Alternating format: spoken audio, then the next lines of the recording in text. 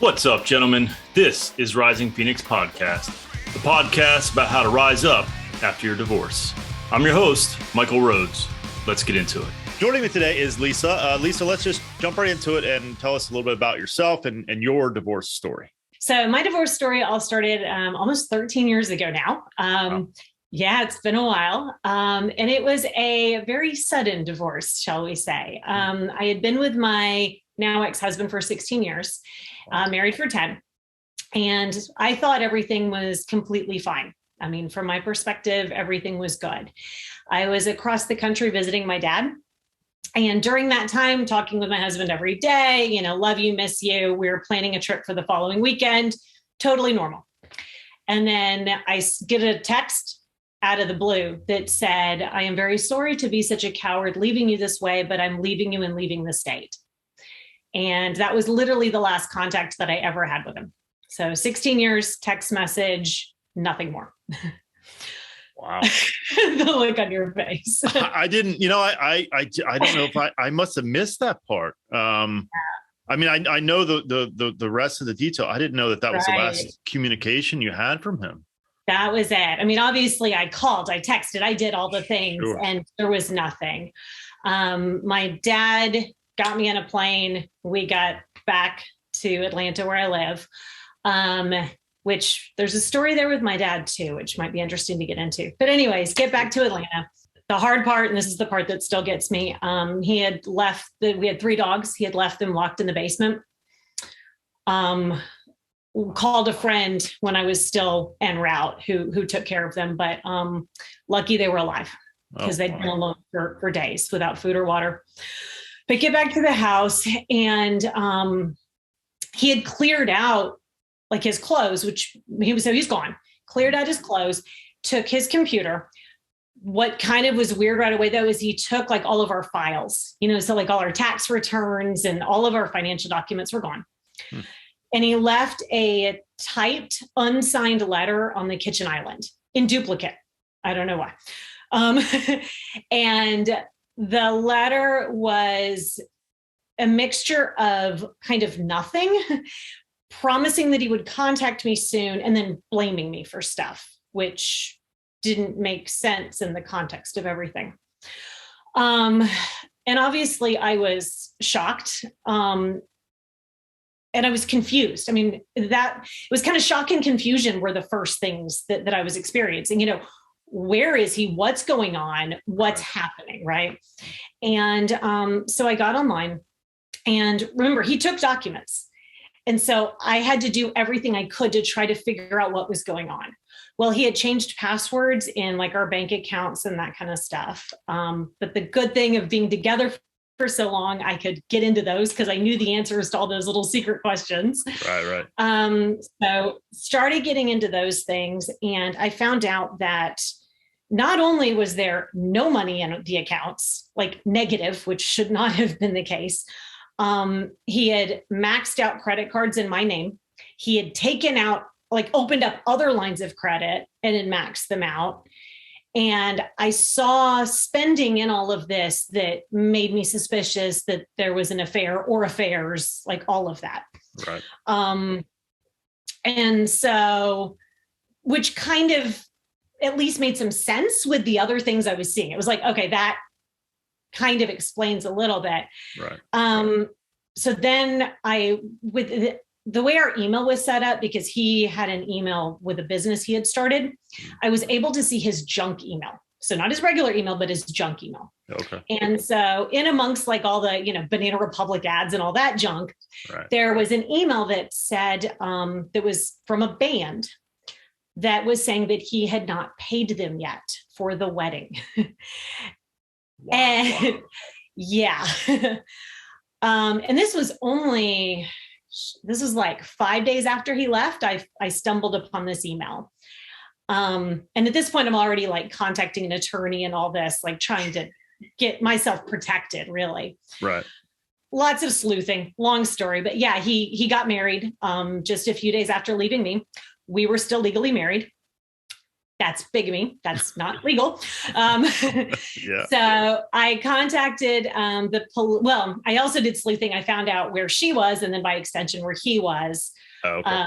Contacted the police there, and went through. I mean, like the story gets so crazy. They arrested him. There was this day where he was in jail. He was telling lies. The police would call me and say, okay, this is his current story.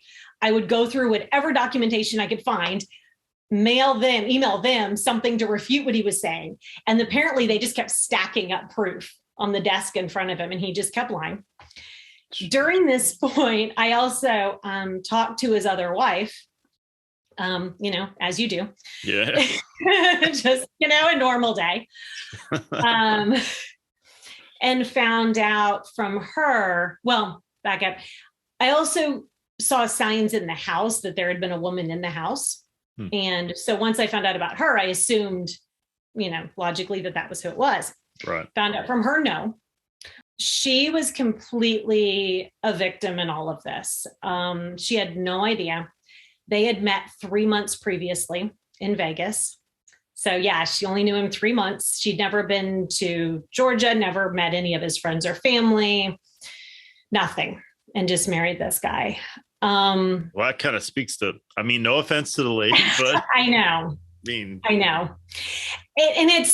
I will say this though, he was a gifted liar.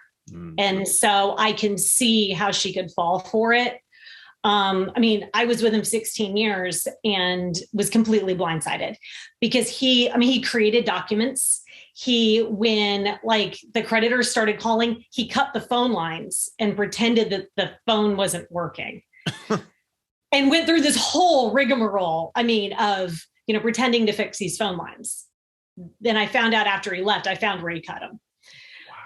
Wow. He created documents. I have the real car insurance document. I have the one he created. He went so far that I kind of can't blame her. Did you, were there, man, there's so many questions. I know. did you have any suspicions before this? I didn't. Okay. So I'm speaking now from 13 years after. Yeah, of course. Hindsight. At the time, no. Yeah. But my body knew something was wrong. I had this energy, this anxiety that was, humming in my body for a couple years.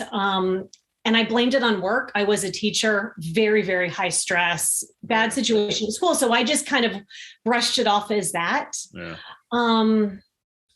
But my body knew something was up. And then after, it's been 13 years. I'm still literally putting pieces together now of, that's what was really going on at that time.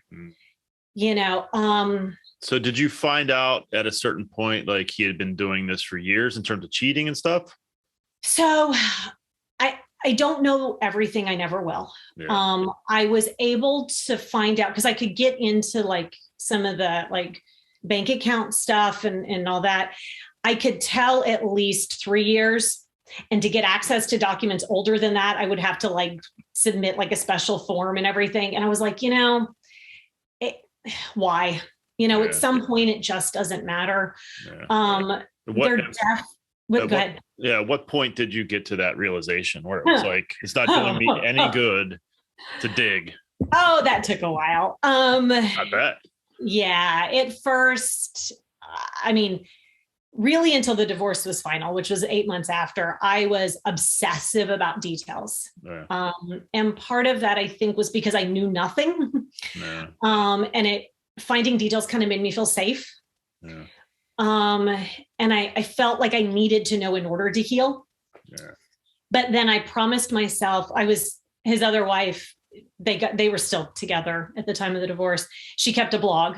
And so I was obsessively tracking them on the blog and everything. And, but I stopped looking at all of it the day after the divorce. That's literally the last time I looked. And then it still took a few years to kind of just let go of details to really recognize that they don't matter. Yeah. Was that a process that was aided by therapy and other things?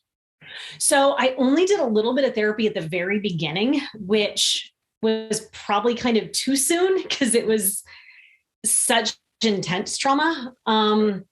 Did a lot on my own, did a lot of work. I come from, my mom's a marriage and family therapist. So it's kind of like, I had the tools. Do you know what I mean? So yeah, applying the tools but you know, what's interesting is I'm actually now about ready to go back and do some with some of the last residual stuff that's still there, specifically with the financial trauma.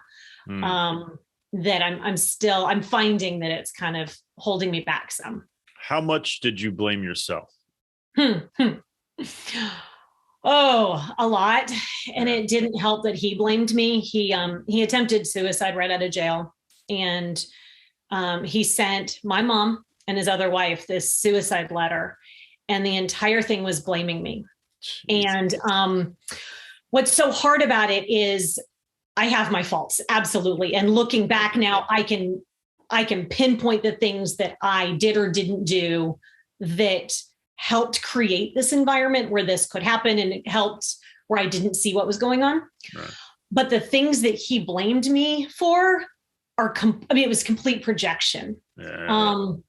But it was hard to recognize that at the time. Sure. And so it also doesn't help that everyone else, when you're cheated on, everybody blames you. They think that, how dumb can you be? How blind can you be? Oh, you must have known. Right. So much of that, of the not blaming myself so much for the fact that he did what he did, but blaming myself for not knowing. Yeah. And then now also, I think I understand now what led him to do these things. And this was a man that I absolutely loved. I absolutely cared about. And I feel so badly that I didn't know what he was battling. And then I couldn't help him at that point. I'm not one of those of the, coulda, shoulda kind of stuff, but I do wish that he would have been open with me and with himself, and that it was something that we could have worked through together. I wish. I'm not sure where you're at now. And did you get remarried or no? Yes. Yeah. Okay. So I've been married now about 9 years. Do you ever, and hopefully if the answer isn't something your current husband wouldn't want to hear, he won't listen, but I'm just curious, do you ever have moments of, you kind of said about how you wished you would have known or seen things. Do you ever still have moments of of those thoughts of I wish I would have been able to? Just not in that I wish I was still with him. Right. But in the, I wish that it didn't turn into him hurting people because of his own pain and his own trauma. Because I really think so much of this came from his own shame and his own traumas that he never addressed. Yeah. And I just think that's sad. And I think, and actually that's one of the reasons that I've chosen to be so open is, I think when we talk about things, I think that's when they can heal. I think when we hide things, that's when it grows. 1,000%. Do you ever, because it's been so long and you're remarried and that kind of stuff, do you ever get sick of talking about it? It's interesting. I don't get sick of it because it's evolved over the time. Sure. What's interesting though, is this is actually my first conversation about it or anything about it in probably 6 or 7 months. I left one career, went to school for something else. And then what was interesting is when I was job hunting and then now with being in a new career, I felt so vulnerable with that, sure. That it's I couldn't talk about this. Yeah. It was kind of too much. I kind of shut down all my feeds for a little while because I was I can't handle any of the other. Yeah. But I don't get sick of it. One, it evolves, but two, So when I first got that text, I collapsed to the floor. And before I even got up, one of the very first things I said, and I don't know where this came from, but I said to my dad, I don't know how, I don't know when, but I'm going to make something good come out of this. And I kind of tabled that for years because I wasn't ready. But I feel like by me talking, it does some good. And I find that most people that are out there in this space are either new in the trauma, where they're just rehashing all of that, which has its space. But I don't think it's good for any of us to stay there too long. Yeah. Or it's the professionals that are coming from a very detached place. Mm-hmm. And when you're in the pain, the detached place doesn't resonate. In fact, I know for me, it made me angry. I was like, shut up. You don't know what you're talking about. Yes. And yes. So, I'm one of those, like, I'm not in that ugly place anymore, but I remember it. Yeah. And so I can kind of speak to the whole experience of it. Well, speaking of, remembering, there's two things and one I jotted down that I'm curious to get your take on.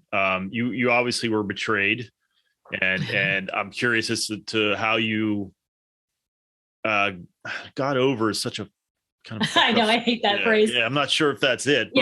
But how did you get past maybe that and then learn to trust again? Whew, okay, so those are all kind of together. The healing from, the moving on from. A huge part of that was just determination. It was, he took so much from me. I'll be damned if I'm going to let him have more. And that was my fuel. It really was in the beginning. It was just that I'll show him and I'm not going to let him have that. Yeah. And I knew that I wanted to be in like a long-term committed relationship again. And I knew in order to have that, trust was huge. Yeah. So that was kind of underlying all of that. Another big piece was figuring out what led to the betrayal, and I've put together what I think happened. I'll never know if it's right or not, but it feels right. It feels true to me. Right. And that's given me some peace. But then the biggest part is learning to trust myself. And I still struggle with that. But it's learning to trust myself that, one, I can see this kind of thing if it starts to happen again. And then two, that I can handle whatever comes my way. I think before I was so terrified of losing him in any way that anything that got close to that, it was like, I couldn't even recognize it. And so learning to trust myself of my perceptions, and then learning to trust that I'll be okay. And it's hard, especially because of how the end happened, because it was so abrupt. There's times, like sometimes now my husband will say, like, if I'm upset about something and kind of feeling that like abandonment kind of panic, he'll be like, but everything's fine. And my reaction is like, yeah, but everything was fine before. Yeah. But I'm not who I was then. Yeah. I really am more in tune with things now. And I've made changes. I mean, one of the biggest ways I screwed up with my first marriage was I wasn't a safe place for him, as far as I was so afraid of losing him that I don't think I was a safe person for him to open up to. Do you know what I mean? And so, yes, I know exactly what you mean. And I'm glad you brought that up, because as I said, I think before we recorded, there can be some anger, some vitriol towards women in the space that I'm in. I think it's unfortunate, and it leads to some men saying stuff like, don't open up to women, don't be vulnerable to women. I don't agree with that. And so it's interesting to hear you say that in some ways you weren't that for your ex. And I don't know that it was conscious. I probably wasn't. Right. So it's interesting to hear you talk about that. Now in your second marriage, you would prefer to have him, your current husband, open up and talk to you and be vulnerable. Yeah, completely. Yeah. And I work really hard at my reactions so that I am a safe person to open up to. And so, yeah, it's completely different than with my ex. My ex, I know like so much, I think of kind of what got us into the place that it was his shame and traumas, but then I think he also wanted to protect me. And so I think he thought not talking to me was a way of protecting me, not sharing these hard things that he was dealing with was a way of protecting me. That perverse kind of, it got all twisted, but I think that was the motivation. I think that the motivation behind it came from an okay place, but then how it ends up, coming out is totally different. Yeah, in recognizing some of your mistakes in the marriage, did you find yourself coming back to your childhood and being like, "Oh, that's where that came from"? Or so I said, there's a story with my dad. So my parents split when I was about 8, and there's some parallels here. Yeah. So as far as I knew, their marriage was perfectly fine. Never saw them fight, bicker. They were affectionate, all of the things. One day, dad sits me down. We're getting a divorce, like all of a sudden out of nowhere. Wow. And then soon after, he moves across the country. Jesus. And, yeah. So it wasn't like at the time, I didn't realize how traumatic that was as far as the abandonment kind of stuff. Yeah. But it really was. And like dad was pretty much out of my life. Like we literally didn't reconnect until I got the text message ending my marriage. That's when I reconnected with my dad. So yeah. And so there's a lot of childhood stuff wrapped up in that. And a lot of that abandonment fear that I hadn't recognized is what kind of, colored my first marriage and made me respond to things the way that I did. Yeah. So, yeah. Does the universe do this shit? Like, yes, I swear it does. It's like, you didn't get the lesson here. Here it is again. Yeah. I mean, it's almost like you went through the exact same thing in a way. Yeah. Like, yeah. Shit. Yeah. And like, how karmic is it though? Just like full circle of that. My dad was there by my side. Did that help heal your relationship with your dad? Completely. I mean, he talked to me, like actually opened up and talked to me for the first time ever. I've for the first time learned about like his side of things and what he was going through, like at the time that my parents split and when he had moved across the country, what that was like for him. And like, I never knew these things, Wow. So shifting gears a tad, in terms of dating and getting back out there, I never recommend pursuing that for a while. Whatever. Yeah, I broke all the rules. I did too. I speak from experience because I did all that dumb shit. But how long did you wait, and how long did you? Well, it sounds like you didn't. And then how long did you realize that was a mistake? All right, so I got to put it all in perspective. So I was with my ex from the time we were 16. Oh, okay. And so he left when I was 32. So I had never dated men, only boys, right? Wow. Yeah. And I'm like a type A kind of analytical person. So I'm like, okay, I need to learn how to date again. And also at this point, I was going to leave Atlanta because I was only here because of my ex-husband's job. I was like, I want out of here, right? Just bad memories. But I was a teacher, so that was a 1-year commitment. So he left in July, and I was going to stay till the following like June, July was kind of the plan. End of December, beginning of January, it was Christmas break. I'm at my mom's house in Texas, and I'm like, all right, I'm going to be in Seattle in the summer.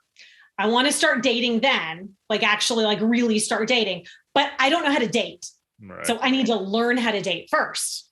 Well, anything I do 100%. So I joined Match.com. And I start, getting the messages and all this. By the time I was back in Atlanta a few days later, I had a spreadsheet. Told you I was analytical. I love it. And I was going on literally 6 to 8 dates a week. Wow. And here's how I was on these dates. Like, hi, I'm Lisa. I don't want children. I'm still in the middle of a really ugly divorce, and I'm moving to Seattle in a few months. Hi. But I didn't want to give anybody like false impressions. I was like, this is what you're getting. Like, take it or not. And I actually had a really good time dating. I think because I went into it, no expectations. And my only kind of promise to myself is I'm going to learn something on every date. I'm either going to learn about this guy, I'm going to learn about myself, or I'm going to learn about some, interest that this person has or bit of knowledge that they have. And as long as I learn something, it's a successful date. Well, that was easy, right? You always learn something, even the ones that stood me up, I still learned something. So it was like just kind of fun and lighthearted and whatever, right? Not looking for serious at all. Right. Well, people say that, but it always happens, doesn't it? It always happens. I know. So went out with this one guy early in January. So one of the first dates. But it was just like one day, whatever. But he was one, like, we kept talking afterwards, like texting and whatever. Right. And then he goes and he gets a dog, this like beautiful 100-pound pit bull. And he sends me a picture of this puppy. And I was like, oh my God, got to meet this dog. So I go over to his place, meet the dog, fall in love with the dog, like head over heels in love with the dog. Things just kind of keep, slow. I mean, we'd only had like maybe 4 actual dates. And then I'm back in Seattle, spring break, April, supposedly to job hunt out there. But it was like, it didn't feel right. So I'm sitting in Seattle looking for jobs back in Atlanta. I made the promise to stay back in Atlanta for 1 year. Again, teacher, so it was a 1-year commitment. Sure. But I was like, I'll give it a year and see if this thing goes anywhere. And that was what are we now? 11 and a half years ago, 12 years ago. So yeah, but I will say this. So it started relatively quickly, but we took our time. I was still very much healing. That was my responsibility. That was not his to fix. He knew what I was going through. He also had kind of some of his own stuff he was going through. So we really took it slow. Yeah, so I broke the rules, but it worked out. Might be one of the few. I know. As things progressed, did you have anxiety? And I'm sure you did, but like, how did you deal with it in terms of like, is this going to happen to me again? Is he being honest? Did you become hyper vigilant? Like, what are the challenges that you face when you kind of jump back into something serious? So on the hyper vigilant, I put a kibosh on that from the beginning because I recognize that is useless, really. Like it's that illusion of control, but doesn't actually do anything. Yes. So one of the first things I did was choose a good guy. He is honest, often brutally so, if anything. And very early on, he introduced me to all of his friends and left me alone with them. And I was like, okay, that's a really good sign that like he's not trying to hide stuff. Yeah. And he divulged some things to me early on that he could have kept hidden, but he didn't. And so that was also just like, okay, this is good. But it still happened. There were still those moments, and it was hard for me to kind of separate, like, am I reacting to something he's doing, like something in the moment? Or is this just an echo from the past and kind of my fear? Right. And I've gotten good now at kind of understanding the difference. But in the beginning, that was really hard on recognizing that of where is this coming from? But it's still hard. Go ahead. Oh yeah, I'm sure. Were you like that throughout your life in terms of, it sounds like you're very mindful of like what you're thinking. Were you always like that in terms of trying to look at your motivations and your thought patterns, or was that something developed after all of this? It definitely developed more so afterwards. It was there before, but not in the same way. And it also takes some humility. I think that I didn't have that in the beginning. With that first marriage, I I was like, oh, my marriage is great. We never fight. Like we were the couple everybody looked up to. And I was like, so confident in that. And yeah, I have humility now of, this stuff can happen. And also I had like such a certainty that I knew my ex-husband. And so it was like, he can't surprise me. I know him. Right. And now I really believe like getting to know somebody never ends.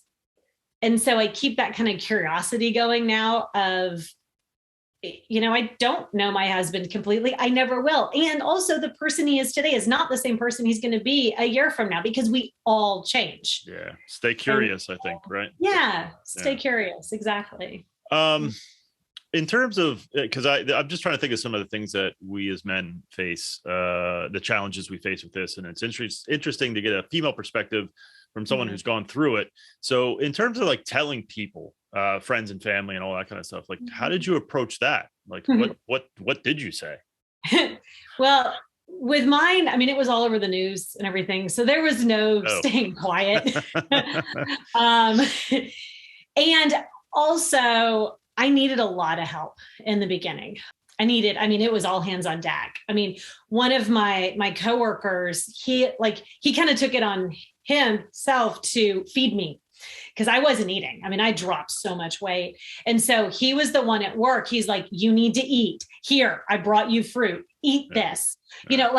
I just needed everybody. So yeah, at the beginning, I kind of called myself like days of their lives because they were all keeping up with all of this stuff. Well, it speaks to the importance of a support system. Yeah. Oh, it's huge. Yeah. It's absolutely huge. And we all need it. Yeah. I'm one of those, normally I can do it myself kind of people. I don't like asking for help, but this was one where there was no choice. Like I needed as much help as I could get and then some. And that's okay. I think we feel like that makes us weak. Well, especially as men. Especially as men, yeah. But the weakness is in needing something and not getting it, not asking for it. There's such strength in being willing to be vulnerable. How I'm sorry, I'm jumping around a bit, but you're fine. How often have people reached out and thanked you for what you do? A lot. And as someone who also experiences that, how fucking weird is that? It is weird. It is right? weird. The ones that are weird to me aren't so much the strangers. It's the people that are like in the periphery of my life, so not kind of my inner circle, but others that I've never talked to directly about this, but that heard about it somehow, found my stuff somehow, and years later will say something to me. And I just got one of those last night and it was like, oh, this is bizarre. Yeah. Well, like, what do you say? Like I struggle with, I say thank you, but it never feels like enough, but I don't know what else to say. Yeah. I mean, it's thank you. And it's depending upon where they're at, sometimes it's a little bit of, do what you can to, kind of continue this. Oh, that's beautiful and brilliant. Yeah. Cause I think, like you were saying earlier, sort of about professionals, how they're in sort of in this space, but they don't have a fucking clue because no offense to them, but they didn't go through it. So they don't know. Right. And I think, well, and also they can't because of the professionalism, they can't always divulge their personal experiences. That's true. But I think when this happens to us, we need to feel seen. We need to feel heard. And we also, like we talked about before, you feel so stupid and foolish. And so in order to open up, you need to talk to somebody else who's been there as well, because then it's like, okay, you were stupid too. Okay, thank goodness, and it feels like you can say something. Yeah. You don't feel like you're being judged in the same way. Did you have that one or few people, not just like feed you, but like those kinds of people that you could talk to about this that could relate? Did you have a few of those in your? None. I bet. Yeah. None. And that's one of my motivators to speaking. At the time this happened to me, social media wasn't quite what it is today, as far as just how much support there was. The whole like awareness around like sudden spousal abandonment, around double life kind of stuff, around narcissism, like all of that wasn't talked about. Yeah. And all of the resources and people that I encountered were all dealing with like the typical divorce situation. Mm-hmm. And it just made me angry. You know, they were talking about like, here's how to get your finances in order. And I was like, right. I'm going to punch you. Yeah. I struggle finding stuff for men, honestly. Yeah. When I first started this nonsense almost 3 years ago, I mean, I had a good friend, thankfully. That's what I'm trying to replicate what he did for me to as many people as possible. But there isn't really, honestly, even now, if you search, for a lot of reasons, I can't pinpoint one of them, but it definitely, it's lacking. Have you found men reaching out to you as well as women? So here's what's interesting. On my public supporters are predominantly women. Mm-hmm. You know, probably 70-80% women, the ones who will publicly comment and that kind of stuff. Yeah. The ones that like will send me messages and emails and all of that, predominantly men. Huh. So they're consuming the content. Yeah. Oh, I'm guilty. I do. Yeah, they're consuming it, but they don't want to put themselves out there publicly. Yeah, and by sense. Publicly, even under like a pseudonym name, like, right. Like I don't force people to, you don't have to give me your social security number to put a comment on my blog. Like you can be whoever you want. I don't care. But the men are the ones who are reaching out more. Yeah. I had another question. So selfishly, I'm going to ask this for me. Being in a public space and sort of putting yourself out there, how much hate and shitty comments do you get, and how do you handle that? It's hard.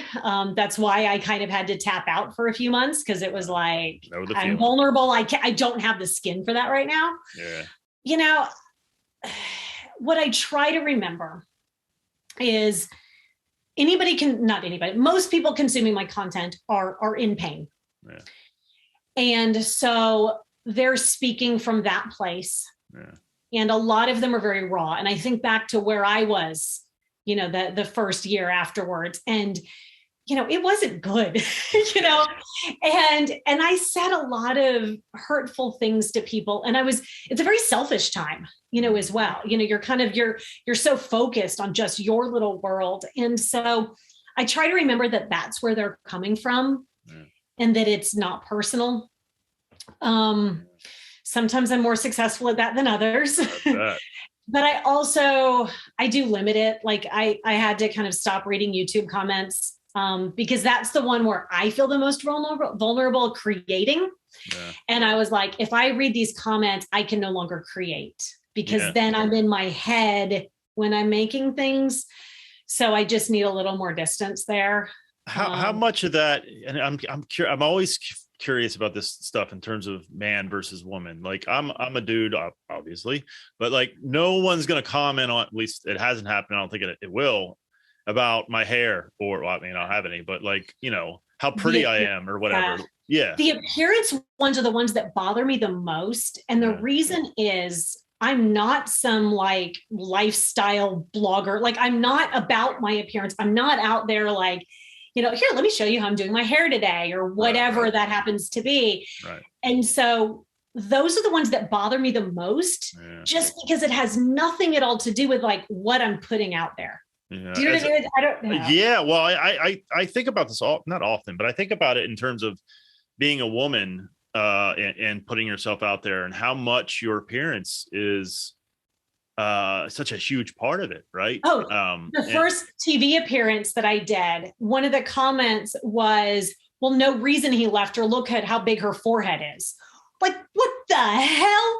So a forehead means bigamy is okay? Like, what world are we living in? What the fuck? First of all, like, for the record, you're beautiful. So thank you. It's just nuts. Yeah, it is absolute nuts. Yeah, that's the thing that I don't think I would ever have to deal with in terms of what people they're watching me for my looks, and so therefore they're not going to comment, or I'm not going to have to worry about that. And I always sort of think about females in this space and wonder, like, how it's probably fucking difficult, I would imagine, at times. Oh yeah, you get it. Yeah. I mean, I thank goodness I don't have to deal with it. Do you plan on I mean, you're fairly regular, I think, with your videos. You plan on continuing doing this stuff? Are you going to expand it? Are you going to write a book? Any of those kinds of things in your future? So I've got a book out there. I've done actually a couple of books. Yeah. I started with a book and then a blog, and it just kind of evolved. Well, forgive me. It's okay. Know. Yeah. It's like an old medium at this point in time. Sure. Yeah, I'm a little bit at a crossroads right now. Just because I did have to take a break with career transition and feeling vulnerable. And I was waiting until I felt safe enough to do it again. And until kind of I felt that pull and had the mental space. Learning a new career is hard. But I think it's going to start again soon. I'm starting to feel that pull. The other day, I jotted down some ideas for videos. Nice. So yeah, I think it's going to come back. well, I hope so, because I think your perspective is needed. I mean, I think it's important. Divorce is hard, but betrayal and cheating and yours is so to the extreme. I think it's good to have your story out there. I know it helped me at times for sure. I mean, our stories aren't 100% the same. I mean, clearly, I mean, yours is very unique. Like she didn't go get married, but there's those underlying threads though. Sure. Yeah. I know when this happened to me, my first reaction was like, well, you can't understand what I went through. Yours isn't blah, blah, blah, whatever. Right. But what I've come to recognize is no matter what the details are, like the underlying kind of core of betrayal is the same no matter who we are. And the same no matter what all those details are. I got one more question, and then we'll get to the last question. But what's been the hardest part to talk about or to address, like in videos that you've done or things that you've done? What is the most difficult to talk about? The financial. That's the one that I mentioned. I'm still working on. That's the one right now that's really kind of smacking me across the face. So I'm at a life phase where my now husband and I are starting to kind of do retirement planning and stuff, not for now, but, planning ahead. Yeah, sure. And recognizing how much trauma I still have around the financial, how hard it is for me to make financial future plans with somebody and trust that future and face the money stuff is hard. So I think that's one that I haven't talked about enough, at least not in a deep way.